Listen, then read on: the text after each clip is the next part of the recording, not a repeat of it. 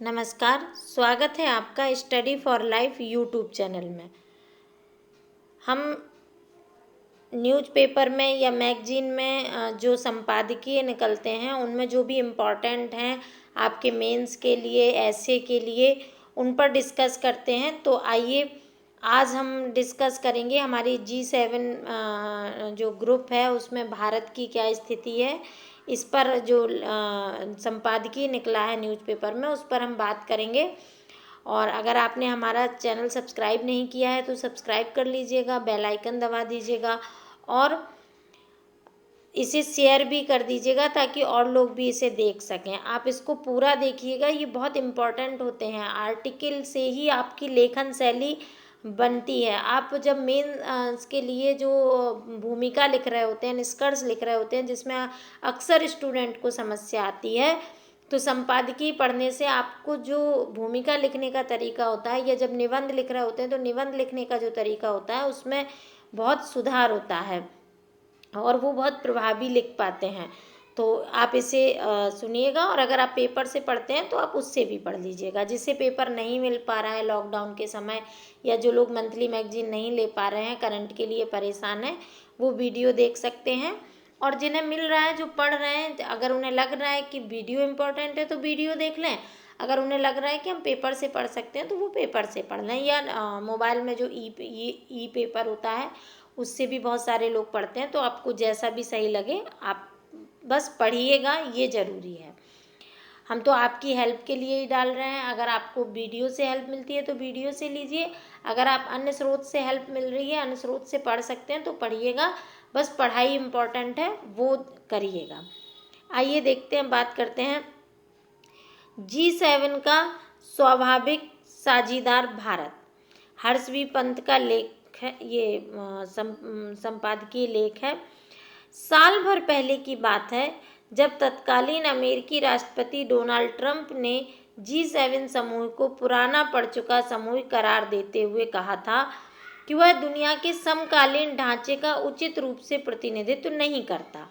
America के साथ इसमें शामिल Canada, France, Germany, Italy, Japan और ब्रिटेन जैसे 7 देशों के इस समूह को लेकर नए अमेरिकी राष्ट्रपति जो बाइडेन का रवैया अपने पूर्ववर्ती राष्ट्रपति से इतर नजर आया।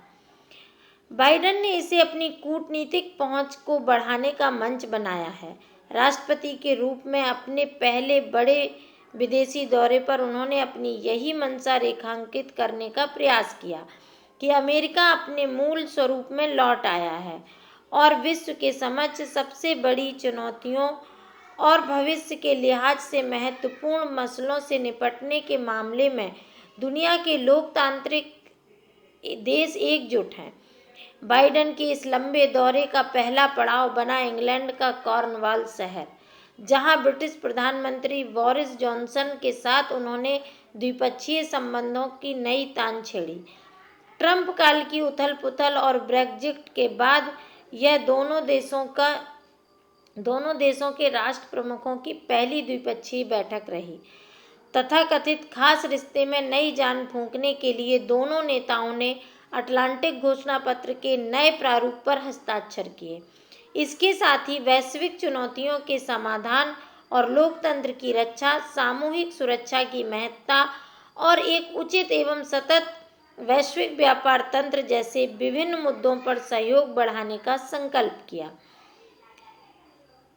इसके अलावा दोनों देशों के बीच तमाम उलझे हुए पेच सुलझाने पर भी बात हुई।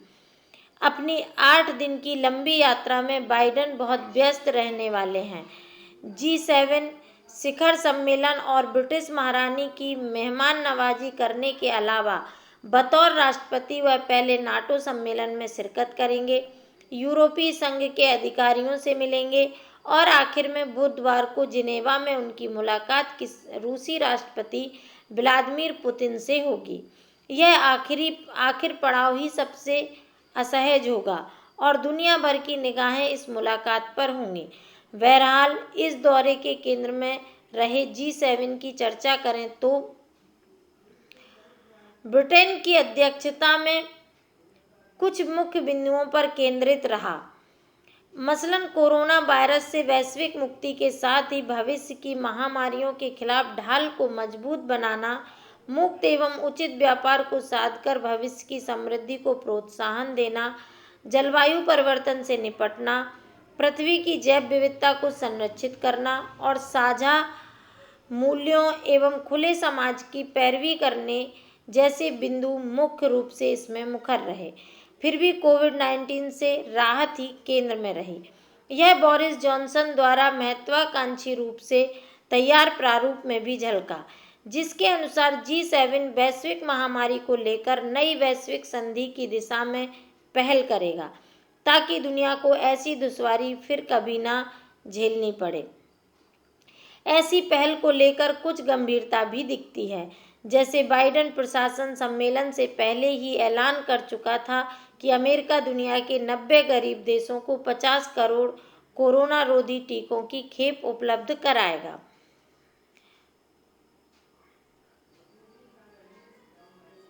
कोविड ग्रस्त दुनिया को मदद की अमेरिकी पहल निश्चित ही स्वागत योग्य कदम है, लेकिन यह वैश्विक संकट जितना बड़ा है, उसे देखते हुए विश्व की अन्य शक्तियों को अगले वर्ष की शुरुआत तक 180 करोड़ टीके उपलब्ध कराने के लक्ष्य को हासिल करने में भी बड़ा योगदान होगा। G7 के मौजूदा ढांचे पर भी चर्चा आवश्यक है। यह दुनिया की 7 बड़ी अर्थव्यवस्थाओं में शामिल देशों का समूह है।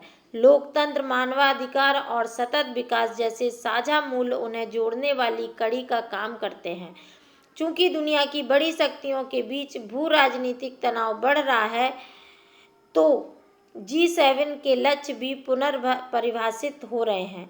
इसी कड़ी में ब्रिटेन ने वैश्विक शासन संचालन को और प्रभावी ढंग से चलाने के लिए एक समान सोच वाले विशेषकर लोकतांत्रिक देशों यथा ऑस्ट्रेलिया, दक्षिण कोरिया, भारत और दक्षिण अफ्रीका को भी G7 सम्मेलन में अतिथि देश के रूप में आमंत्रित किया।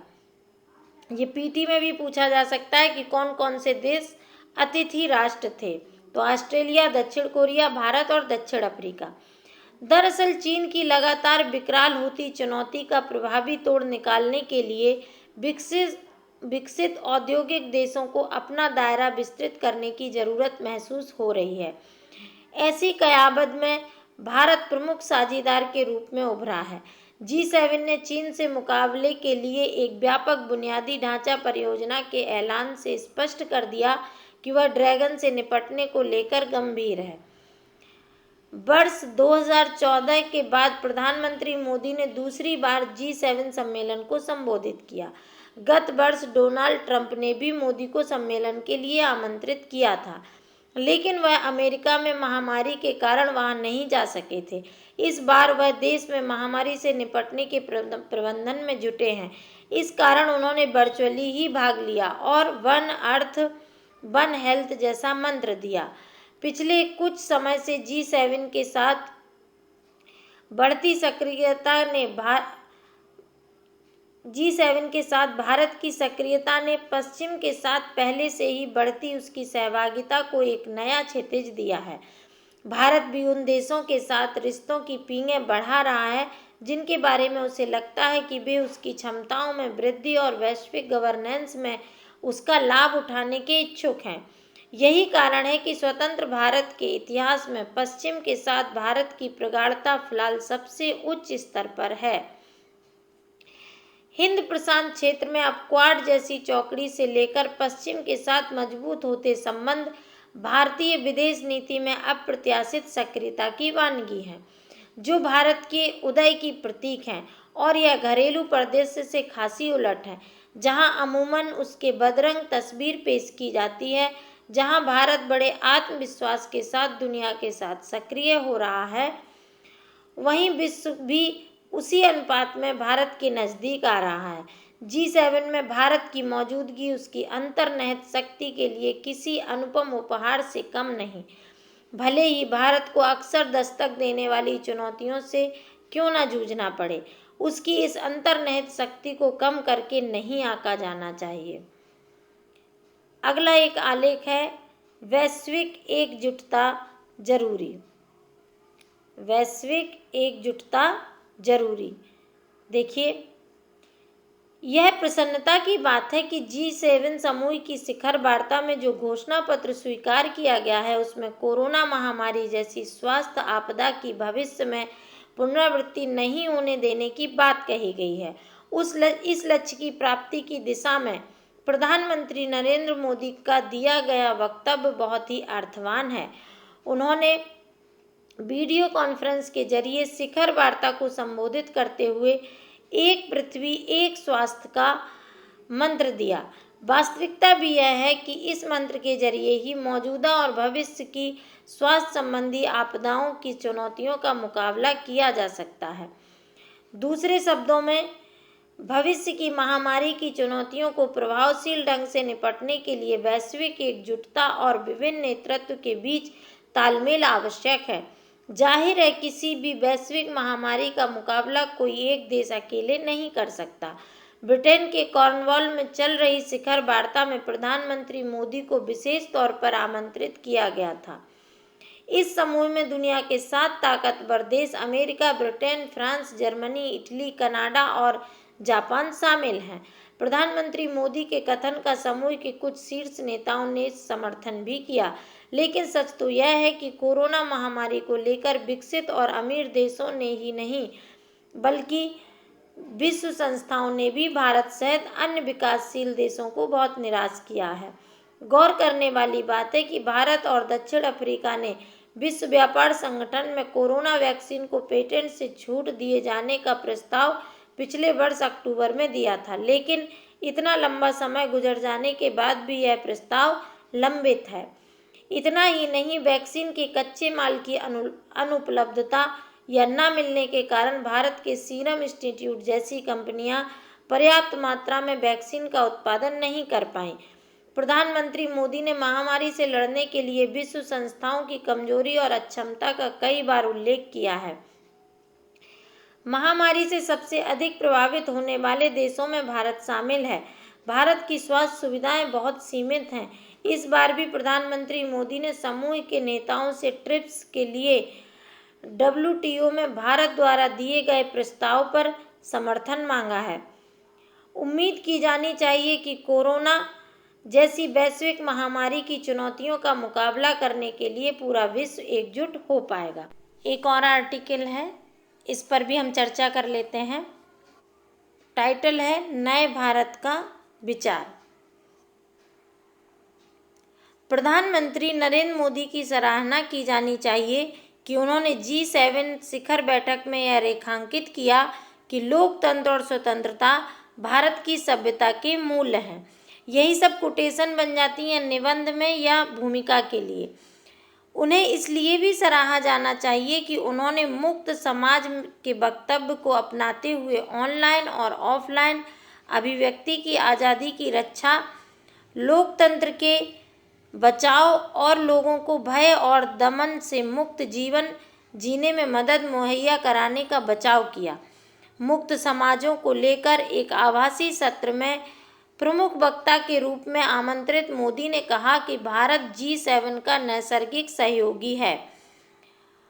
उन्होंने अतिथि राष्ट्रों से कहा कि वे इन मूल्यों को अधिनायकवाद, आतंकवाद और विद्वेषपूर्ण चरमपंथ, गलत सूचना और आर्थिक अवपीड़न से बचाएं। मोदी ने दुनिया के सर्वाधिक ताकतवर लोकतांत्रिक देशों के मंच से यह अहम वक्तव्य उस समय दिया जब हमारे देश में ही इन मूल्यों के लिए भारी जोखिम है। ऐसी कोई वजह नहीं है कि उनकी बातों पर विश्वास न किया जाए। सरकार के लिए भी यह उपयोगी होगा कि वह प्रधानमंत्री की बात से संदेश ग्रहण करें और तत्काल ऐसा एजेंडा अपनाएं जिससे इन मूल्यों में बेहतरी आए। ऐसा इसलिए कि वैश्विक सूचकांकों में अभिव्यक्ति की आज़ादी के मानकों पर भारत तेजी से नीचे फिसला है। उदाहरण के लिए 2021 के वैश्व प्रेस स्वतंत्रता सूचकांक में भारत 180 देशों में 142वें स्थान पर आया, जबकि 2016 में वह 133वें स्थान पर था। सन 2020 में पहली बार अकादमिक स्वतंत्रता सूचकांक में भारत की स्थिति सऊदी अरब और लीबिया के समकक्ष है। राष्ट्रीय अपराध रिकॉर्ड ब्यूरो के अनुसार 161 वर्ष पुराने राजद्रोह के कानून के तहत दर्ज मामलों की तादाद भी 2016 से 19 के बीच 160% बढ़ गई।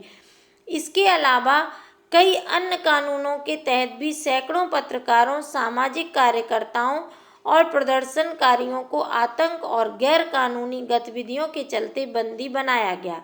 इनमें से अनेक के खिलाफ बहुत कम प्रमाण थे और कई को तो बंदी प्रत्यक्षीकरण का अधिकार तक नहीं दिया गया। इन तथ्यों को देखें तो लगता नहीं कि प्रशासन लोकतांत्रिक मूल्यों को लेकर प्रतिबद्ध है। चूंकि अभिव्यक्ति की आज़ादी के उल्लंघन के इन मामलों में ढेर सारे राज्य प्रशासनों से संबद्ध हैं, इसलिए मोदी चाहें तो एक लकीर खींच सकते हैं। इसकी शुरुआत के लिए एक बेहतर बिंदु यह हो सकता है कि सर्वोच्च न्यायालय की हालिया टिप्पणियों और निर्णयों पर ध्यान दिया जाए और संसद राजद्रोह संबंधी कानूनों की उचित व्याख्या करे। यह कानून एक औपनिवेशिक सरकार का बनाया हुआ है जिसका लक्ष्य था शासन की आलोचना को रोकना। एक लोकतांत्रिक देश में इन कानूनों की कोई जगह नहीं। साथ ही उन कार्यकर्ताओं, पत्रकारों, हास्य कलाकारों और कार्टूनिस्टों को माफ़ी दी जा सकती है जिन्हें सरकार की आलोचना के संदेह में जेल भेजा गया।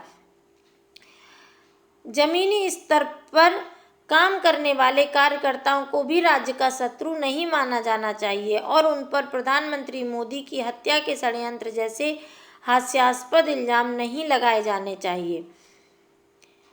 जिन G7 देशों के साथ मोदी ने मुक्त समाजों के बारे में चर्चा की, उन्होंने आलोचना को लेकर काफ़ी उदारता का प्रदर्शन किया है। यह एक बुनियादी मूल्य है जिसके साथ नाजुक मिजाज नेता जीना सीखते हैं। मोदी अपने लिए भी स्वतंत्र प्रेस का अवसर जुटा सकते हैं। उन्हें बस एक संवाददाता सम्मेलन को संबोधित करना होगा जहां पूछे जाने वाले प्रश्न उन्हें पहले से ज्ञात ना हो। हकीकत में उन्होंने जो बातें कही उनके अनुपालन के लिए ज़रूरी है कि कुछ ऐसी गलतियों से बचा जाए जो विगत 7 वर्षों में हुई हैं। आशा है आपको ये आर्टिकल लाभ देंगे। आप इन्हें सुनिएगा या कहीं से पढ़िएगा, जैसा आपको अच्छा लगे। धन्यवाद।